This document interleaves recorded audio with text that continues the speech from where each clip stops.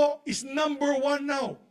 Agricultural province of the country. 7.5% GDP ang binibigay po natin in terms of agricultural growth in the national GDP for Itong agriculture. Pangulo, We beat Nueva Ecija. napakasakit po nito sapagkat ako po, sa panahon na yon, ang presidente ng opposition party na sa kalagitnaan po ng kampanya at eleksyon, ay nailagay po ang aking pangalan dito. Ito po ay napakasakit po para Sa sa mga akin. politiko. Kaya tama pong Dagdag pa hakbang po- na ginawa po ng ating mahal na finance chairman at mga kasamahan nila dito sa Senado at sa Bicameral Conference Committee na hindi sila pumayag na ibalik yung overpriced. Assalamualaikum warahmatullahi wabarakatuh. Ginoong Pangulo at sa atin pong mga iginagalang na senador, nagpapasalamat po ako unang-una sa ating liderato, kabilang na po sa ating Senate President Vicente Sotto, sa ating pong Senate President Pro Tempore Ping Lacson, sa ating pong Majority Leader Mig Subiri, at sa lahat po ng mga namumuno sa ating liderato. Lalong-lalo na po kay Senador Win Gatchalian bilang Chair ng Finance Committee. Sa loob po ng aking 3 taon dito, masasabi ko pong siya ang pinakamagaling, pinakamahigpit, pinakamaingat, at masigasig na tumayo bilang finance chairman po natin.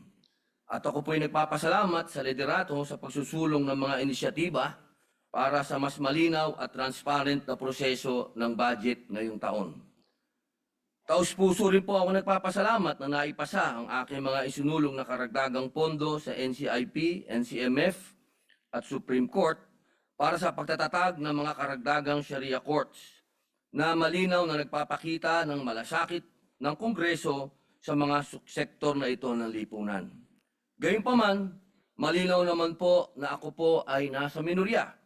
Kaya kami po, kasama na po si Senator Marcoleta, ay bumoboto ng no sa ratifikasyon ng BICAM report para sa House Bill number 4058 on General Appropriation Bill. Malaki po ang paggalang at tiwala ko sa aking mga kasamaan, ngunit meron lamang po akong mga punto na nais ihayag. Una po, sa aking pong pagtantya, ay meron pa rin pong mga hindi klarong alokasyon ng pondo, lalong-lalo na po sa ayuda. At ganun din po ang pagiging Manila-centric ng budget. Ngayon po, ang Mindanao ay nakakakuha lamang po ng 15% sa buong budget. Ikalawa, bagamat naipanalo po natin sa Senado ang kapakanan ng mga katutubo, ako po'y naniniwala na kulang pa rin ang pondo para sa sektor ng mga katutubong pamayanan na lagi pong pinagmumulan ng kaguluhan, ng rebelyon at terorismo. At panghuli, nitong nakaraang Pasko, Petsa 23, lumabas pong aligasyon na di umano'y nagkaroon ng insertion ang lahat ng mga senador sa 2025 National Expenditure Program.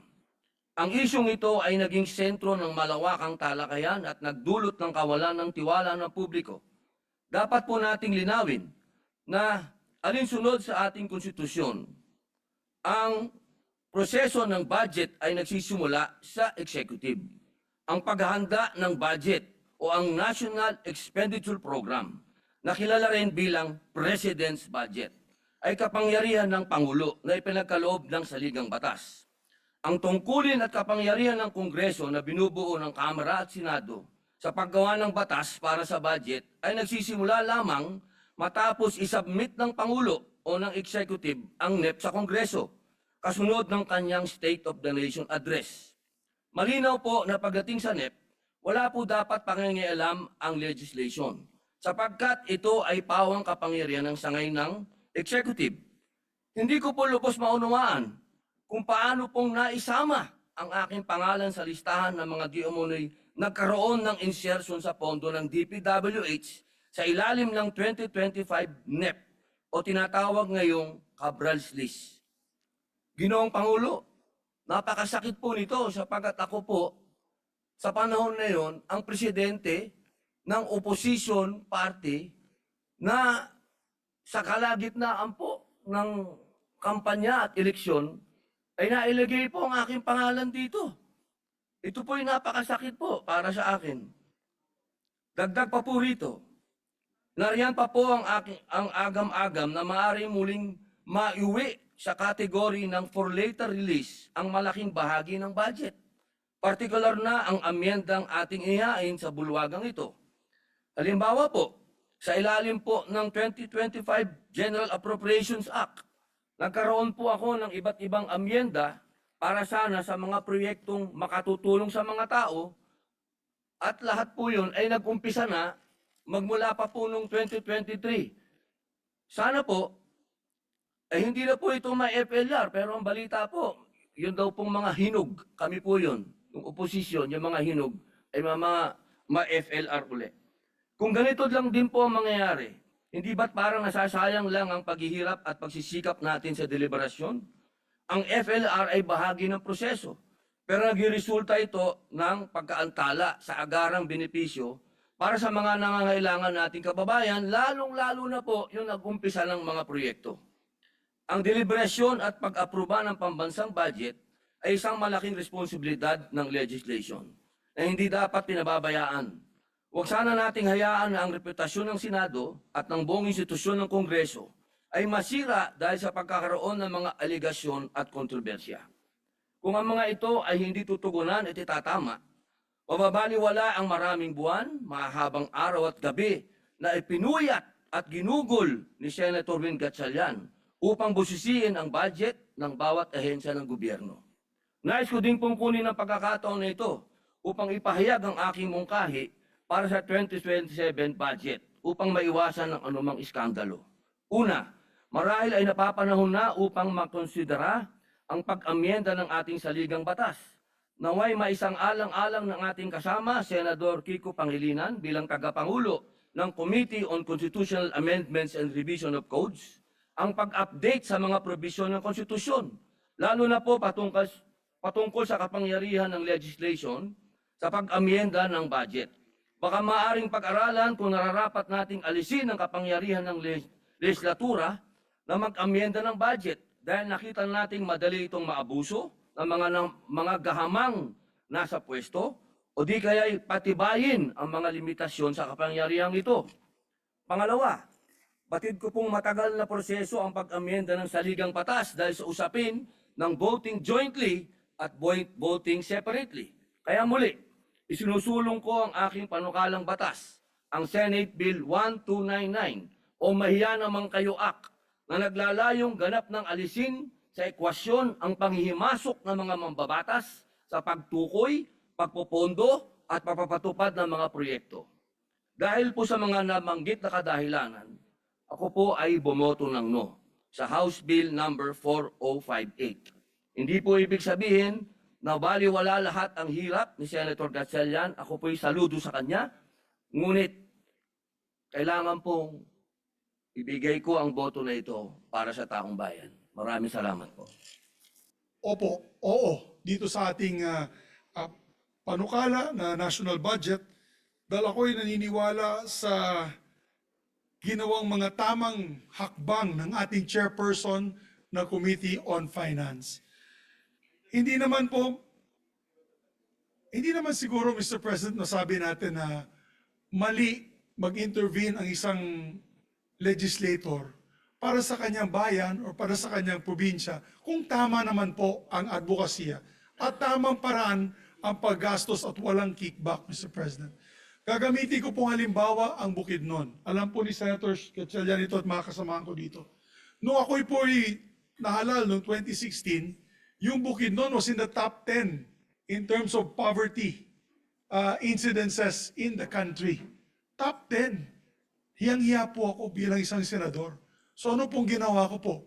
Ako po, under your leadership, tayo po ay nag-amenda ng ating national budget kung saan naglagay po ako ng dagdag eskwelahan sa ating probinsya. Extension campuses ng Bukidnon State University, extension campuses ng Central Mindanao University, at nagdagdag po ako ng 17 TESDA training centers, buong Bukidnon po.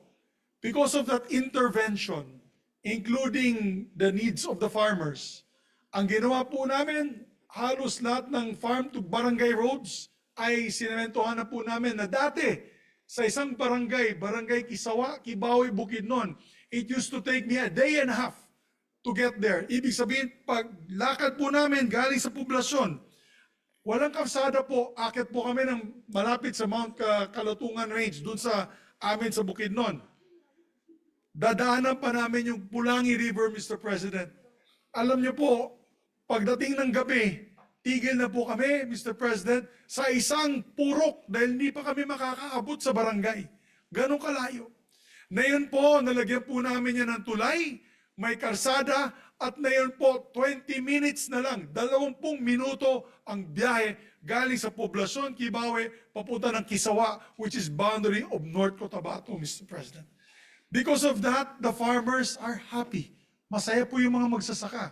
Sila po ay tuwan-tuwa dahil dati, 2 piso kada kilo ang ginagastos po nila para sa habal-habal, yung tawag na yung Skylab.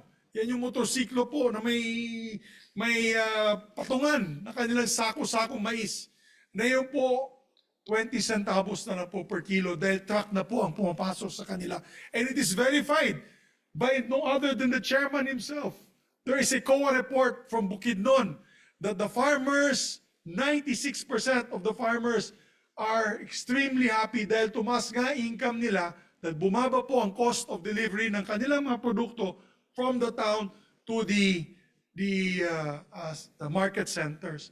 Mr. President, hindi naman sa pagyayabang, gusto ko lang po ilagay on the record, wala na po kami sa top 10 in terms of poverty incidences in Bukidnon. We're not even in the top 20, Mr. President, because of the interventions we did almost 10 years ago.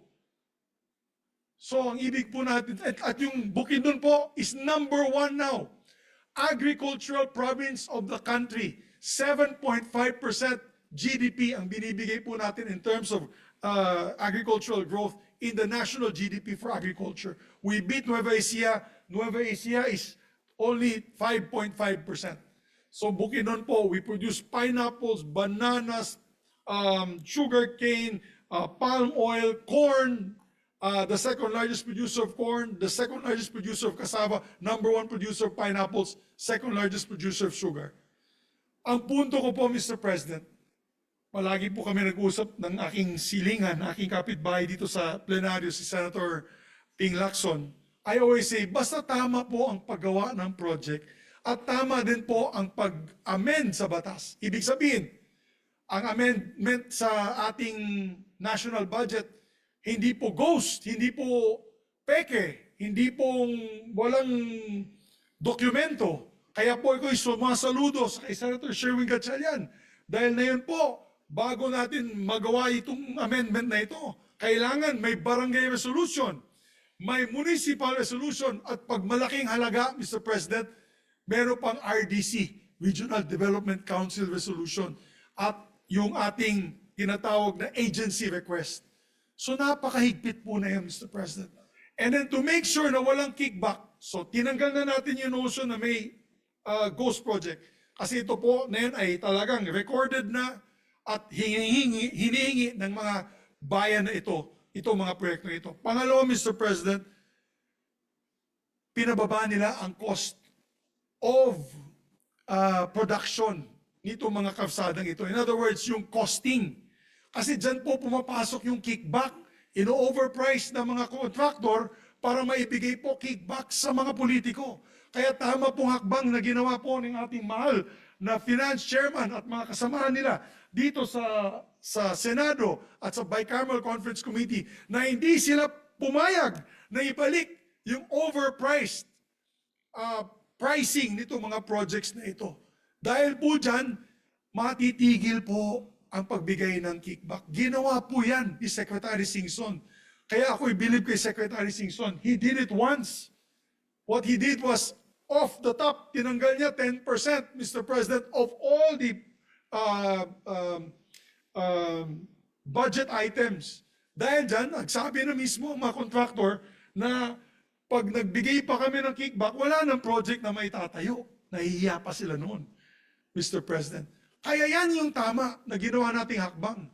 talagang binagsak natin ang cost of production of these bridges, roads, and all these other projects para matigil na po yung kickback na yan. But properly done, Mr. President, our country deserves a chance to grow. Mindanao, Visayas, and Luzon. Properly done. That's why now, the ball is in the hands of the executive, Mr. President.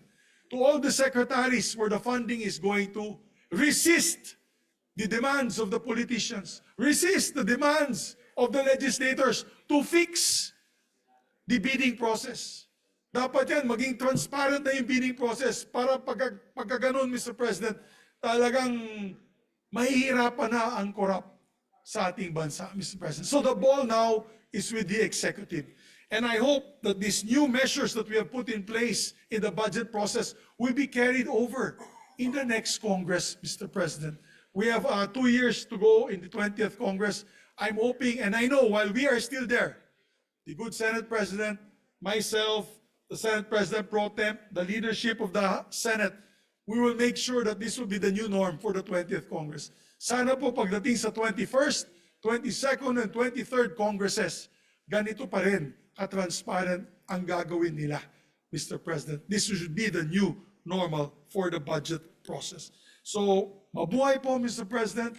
I vote in favor of the measure, and I thank the chairperson and the Bicameral Conference Committee members with their steadfast leadership to make education, because it is proven in Bukidnon, education the key factor in developing our country with the highest ever budget of over 1 trillion pesos. Maraming salamat po, Mr. President.